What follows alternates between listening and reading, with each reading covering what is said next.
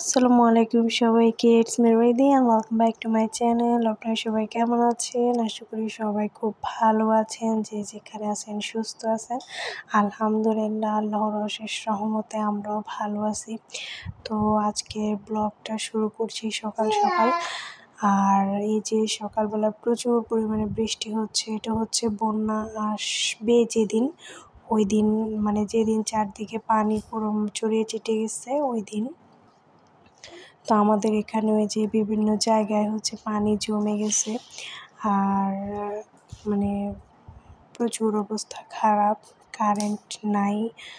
তারপর হচ্ছে পানির এরকম ভয়াবহ অবস্থা, সবাই খুবই আতঙ্কে ছিলাম।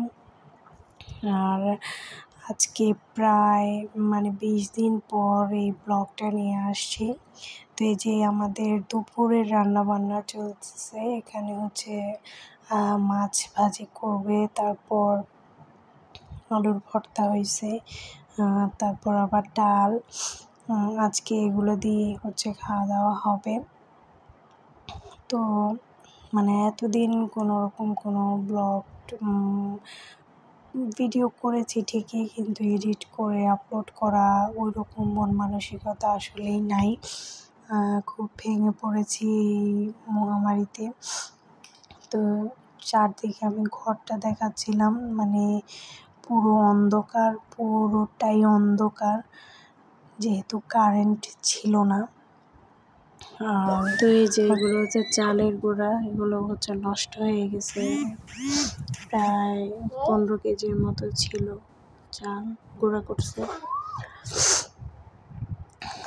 তো এই যে এখন হচ্ছে আমাদের ফ্রিজের সমস্ত মাছ মাংসগুলো নামিয়ে নিছে, কারণ হচ্ছে আমাদের ফ্রিজে তো আমাদের ফ্রিজে হচ্ছে বরফ হয়, কিন্তু মাছ মাংস যা রাখে তা বরফ হয়, কিন্তু চারপাশে হচ্ছে ফ্রিজের চারপাশে যে বরফ থাকে ওই রকম না। যার কারণে আমাদের ফ্রিজের প্রায় হচ্ছে 50% নামাই ফেলছে রান্না করার জন্য, আর অর্ধেক হচ্ছে কালকে রান্না করবে। তো যে দেখতেই পেয়েছেন এগুলো সব নামিয়ে রাখছে। আমরা হচ্ছে দুপুরে খাওয়া দাওয়া করছি, করার পর এখন হচ্ছে বিকেলবেলা এগুলো সব কাটতে বসছে। এখন হচ্ছে কাটাকুটি করে রান্না করবে। তো আপনারা পুরো ব্লগটা দেখেন, আশা করে ভালো লাগবে। ভালো লাগলে অবশ্যই আমার চ্যানেলটা সাবস্ক্রাইব করবেন। এই যে এগুলো হচ্ছে কবুতরের মাংস,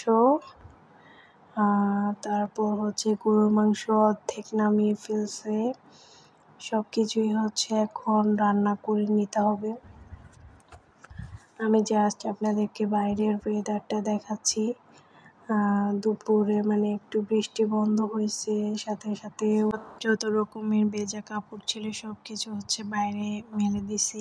এখন এই যে প্রায় রান্না কমপ্লিট। এখানে গরুর মাংস, তারপর কবুতর, এখানে অনেকগুলা মাছ ভাজি করা হয়েছে। এই যে আরো ফ্রিজ থেকে অনেক অনেক কিছুই নামিয়ে নিছে।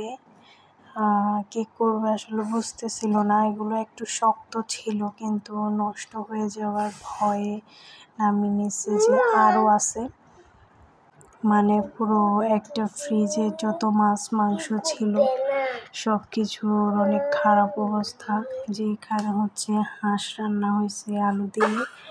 তো আমরা হচ্ছে এটা হচ্ছে প্রপার রান্না করে ফেলছে, আর ওগুলো হচ্ছে চাল দিয়ে রাখছে, কষিয়ে রাখছে, পরে ভালো করে রান্না করবে কালকে।